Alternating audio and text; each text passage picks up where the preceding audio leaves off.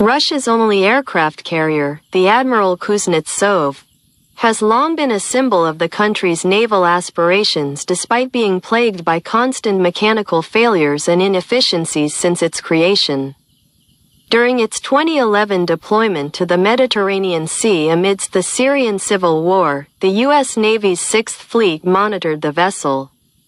Anticipating its potential sinking due to its notorious unreliability, although it belched black smoke, spilled fuel, and was in disrepair, the Kuznetsov remarkably completed its mission and returned to port. The ship continues to be a symbol of Russian naval tenacity, despite its glaring flaws and declining utility. Russia's only aircraft carrier, the Admiral Kuznetsov, is one of the most enduring embarrassments that the Russian Federation has subjected itself to for years. Today, it sits in dry dock, its crew sent to the front lines of Russia's bloody war with neighboring Ukraine, and is rusting out. There is much talk both inside Russia and throughout the world that the Admiral Kuznetsov will finally be mothballed. What the Russians are experiencing today with the Admiral K is nothing new. It's not a byproduct of the carrier being decades old. Age has only worsened her problems. This boat has been a problem from the start.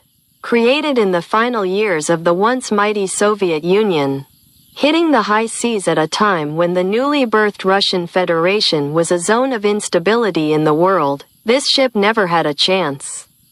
Still, the Russians keep it around because it is an aspirational symbol that the Russians will finally become an aircraft carrier power on par with the Americans. To be fair, Admiral Kuznetsov was simply a training platform for the Russians to exercise some of their maritime muscles in ways that they were unable to since the end of the Cold War. It was all part of Putin's overall mission to restore Russia's lost national greatness. Indeed, this has been Putin's raison d'etre since taking power from Boris Yeltsin. With each increased deployment since Putin took power, though, the warship took a beating simply because it was just such a bloody awful boat. Poor craftsmanship and terrible crew conditions are only a few noticeable reasons on the surface. Subpar fighter capabilities, old systems, and to top it all off, his ship even belches thick black smoke into the air, leaving a trail of soot miles in its wake, thanks to the mazout fuel it uses. There's nothing good about this boat. One incident, in particular, stands out now that we are talking about the abject awfulness of this ship. That is during the warship's deployment to the Mediterranean Sea during the height of the Syrian civil war.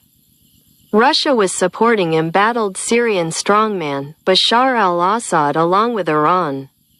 Back in 2011, the U.S. Navy's Sixth Fleet was trailing the historically terrible Russian warship. This was not because the Americans, as they did in the glory days of the Cold War, feared the Russian military's prowess. Instead, it was because the Americans were convinced the warship was going to sink at any moment. The Sixth Fleet was ordered to track the carrier and be prepared to render aid whenever the ship eventually sank. Shockingly, however, this warship never sank. It's like the little engine that could. So, the Americans watched and waited. And this self-inflicted joke of a warship floated on, spilling toxic fuel into the pristine sea upon which it was traveling, belching black smoke miles behind it as if the boat were built by orcs and struggling to maintain basic power. Nevertheless, this decrepit carrier pressed on out of the U.S. Navy Sixth Fleet's area of operation back to its home port. It was a darkly comical and disturbing reminder that, by hook or by crook, Putin's Russia was going to press ahead with any bad decision it deemed necessary.